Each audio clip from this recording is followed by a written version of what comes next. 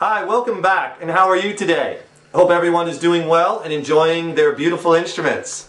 I just wanted to mention something that we've been getting countless emails from guitarists all over the world, and everybody's asking lots of questions about gear and what effects are we using and what amps and pickups and all about how we're getting certain sounds on this and this, and it's all great questions, all really good stuff. But I wanted to just let you know one thing before you watch a lot of our other lessons on tone. We're going to have the site packed with lessons on amp settings and guitars and different guitars that get different sounds and pickups and how to create certain effects and delays and distortions and chorus and reverbs and all kinds of beautiful things, right? And lots of fun. But there's one thing that I really want you to keep in mind. Tone, in my opinion, I think basically is in your hands and in your heart. That's where your sound is really coming from.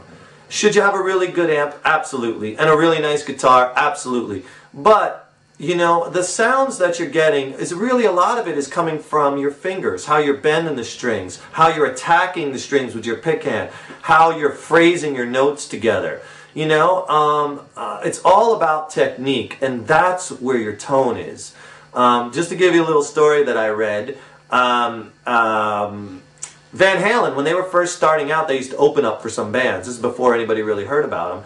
And they were opening up for Ted Nugent. I forget where. I think it was in the Midwest, but I forgot exactly where it was. But Van Halen was opening for Ted Nugent at this show. And Ted Nugent had never heard Van Halen, never heard Eddie Van Halen play.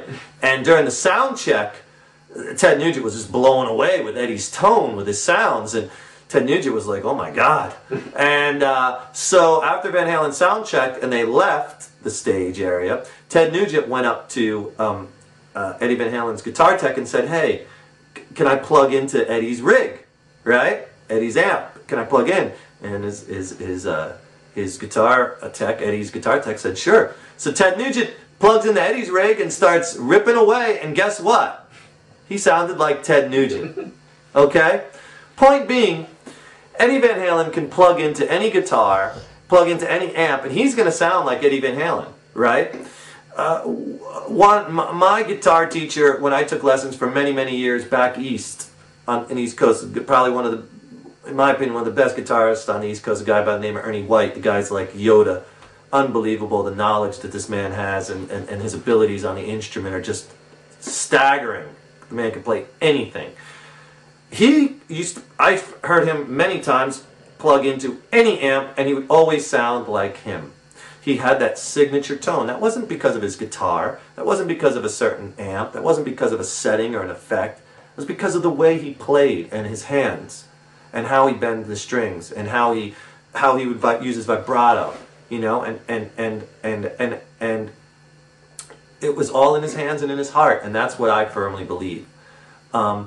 So, you know, you hear certain guitar players and you can instantly identify who they are, like Carlos Santana. I hear a couple notes on the radio, I don't know what band, well, that's Santana.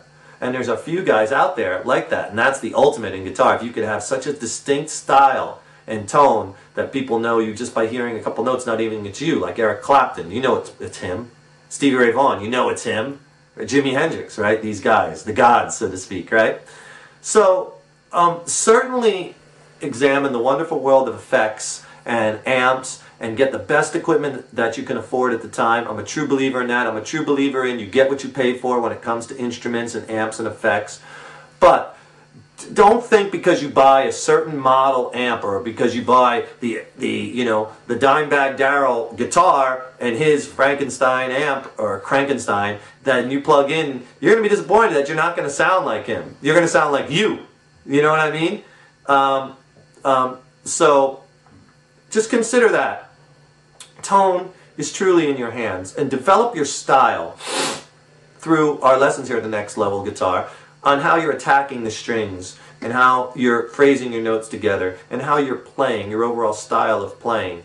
Because you want to prove my point, go to a big music store like a Guitar Center, plug into a Marshall head, then go plug into a Mesa Boogie, then plug into a Fender, and you're going to sound like you. You know what I'm saying? You're not going to... Now, are the amps going to have their own individual differences as far as one might have reverb, one might have, you know, an extra channel for gain? Yes, definitely. And is there a Marshall sound? Sure. But my point is that bottom line is the tone is in your hand. And while you certainly want to examine all the effects and everything, just don't think that because you're playing a certain guitar, you're going to sound necessarily like someone else. I think that's real important because a lot of the emails that we get are questions directly pertaining to that. So develop your own style and let your ear guide you, but certainly go for any effects and go try them all out and have fun with them and experiment with them and get creative with them, but put your own spin on it instead of trying to copy someone else's. Do your own thing, right? All right, so I just wanted to just go over that, and just remember, if you don't pull anything else out of this last 5-minute rant on my soapbox, just remember, tone is truly in your hands and in your heart. Rock on.